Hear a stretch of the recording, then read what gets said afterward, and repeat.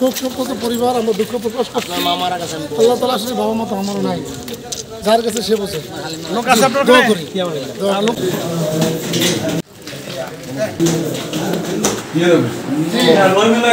আমরা এসেছি জননেতা জনাব তারেক রহমান তার যে রাষ্ট্রকর আমরা 31তম পরিচালনা করার জন্য এসেছি। জি আর বসলাম না, এখন নামাজের টাইম হয়ে গেছে, আর বসলাম না। দোয়া করবেন। জি দোয়া করবেন। জি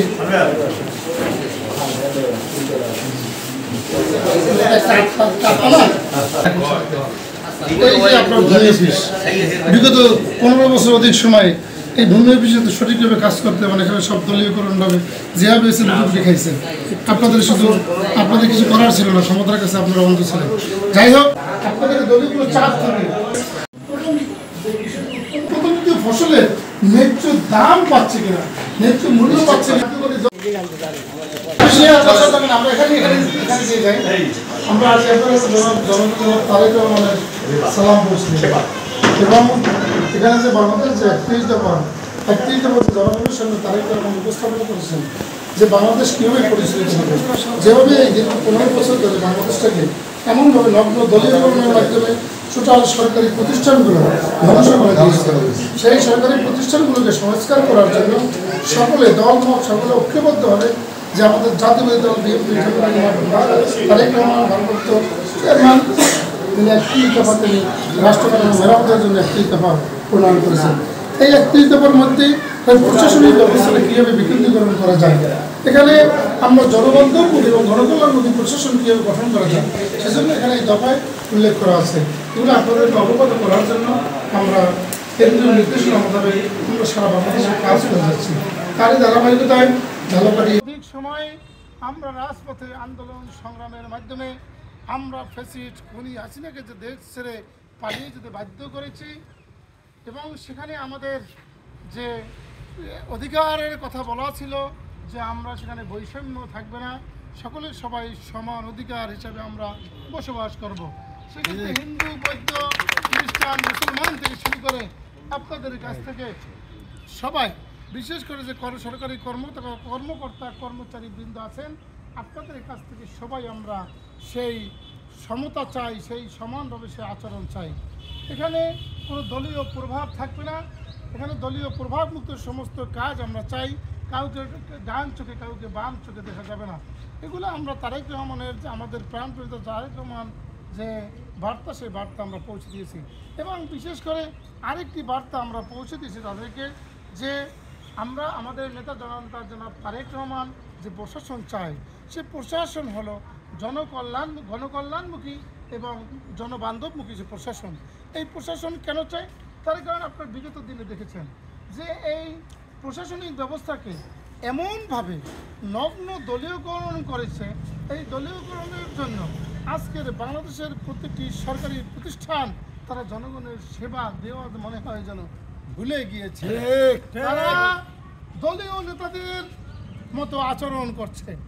আজকে দেখেছি যে পূর্বের মতো আমরা পেয়েছি যে দলীয় আচরণ, দলীয় নেতাকর্মীদের মতো অনেক প্রশাসন আচরণ করে। তাই আমরা তাদেরকে বুঝিয়েছি যে দেখেন, আমরা যে আন্দোলন সংগ্রাম করেছি, সে আন্দোলন সংগ্রামের মাধ্যমে আমাদের চাওয়া, আমাদের প্রাণপ্রিয়তার চাওয়া যে প্রশাসনকে জনগণের দোরগোড়ায় পৌঁছে দেওয়ার জন্য।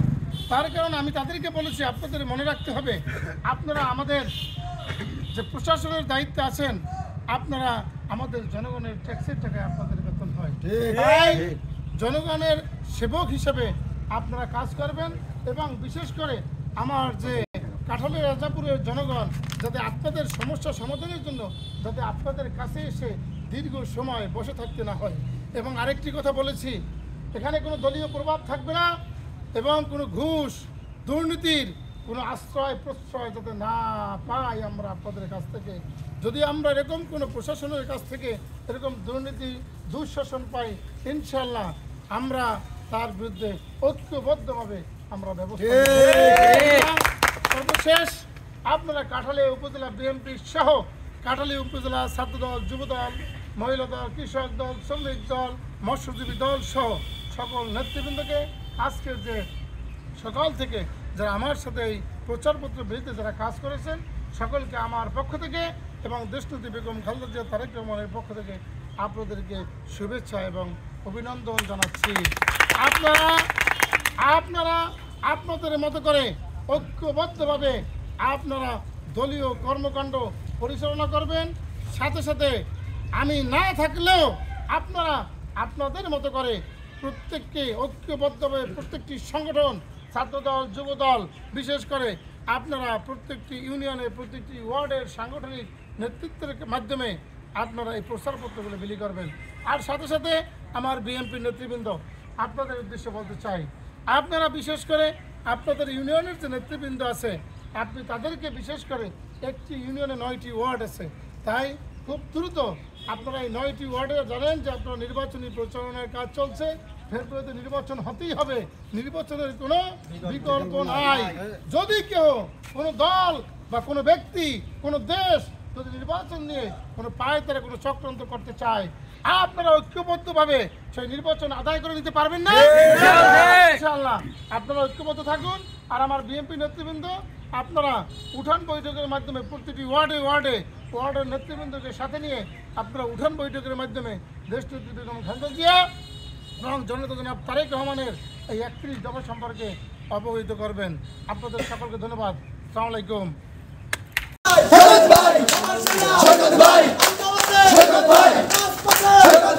প্রিয় দর্শক, আপনারা জানেন আজকে বিকালে কিন্তু বিক্ষোভ সমাবেশের পর কিন্তু সৈকত কর্মীরা কিন্তু মেতে উঠেছে কাঠালিয়ার বাস স্ট্যান্ডে।